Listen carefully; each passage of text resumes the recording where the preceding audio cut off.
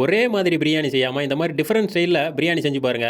எல்லாருமே நம்ம செய்கிற பிரியாணியை நல்லா விரும்பி சாப்பிடுவாங்க. நான்வெஜ் பிரியாணி என்ன டேஸ்ட் கொடுக்குமோ அதை விட பெஸ்ட்டாக தாங்க இன்றைக்கி பண்ண போகிறோம். அதுக்கு பட்டை, கிராம்பு, ஏலக்காய், பிரியாணி இலை, அது கூடயே 2 பச்சை மிளகாய் சேர்த்து நல்லா பொரிஞ்சு வந்த உடனே வெங்காயம் நல்லா கோல்டன் ப்ரௌன் கலர் வந்த உடனே மிளகாய் பொடி, கொத்தமல்லி, புதினா இதை ஆயிலே சேர்த்து வதக்கும் போது வாசம் பார்த்தீங்கன்னா கமகமன்னு வருங்க பிரியாணிக்கு. அது கூட இஞ்சி பூண்டு பேஸ்ட்டே ஒரு 3 நிமிஷம் நல்லா வதக்கிட்டு தக்காளி, தயிர், உப்பு சேர்த்து தக்காளி நல்லா மசிஞ்சு வர அளவுக்கு நல்லா வதக்கிட்டு பட்டாணி, கேரட்டு, பீன்ஸ், உருளைக்கிழங்கு நல்லா காயெல்லாம் சின்ன சின்னதாக கட் பண்ணி வச்சிருக்கோம். அதையும் சேர்த்து நல்லா கலந்து விட்டுருவோம். மசாலா கூட பட்டை, கிராம்பு, ஏலக்காய் பொடி, 1க்கு 2 தண்ணி, கொத்தமல்லி, புதினா வச்சிருக்கோம். நல்லா காயெல்லாம் வெந்து வர அளவுக்கு நல்லா கொதிச்சு வந்த உடனே இப்போ அரிசியை சேர்த்துக்கலாம்.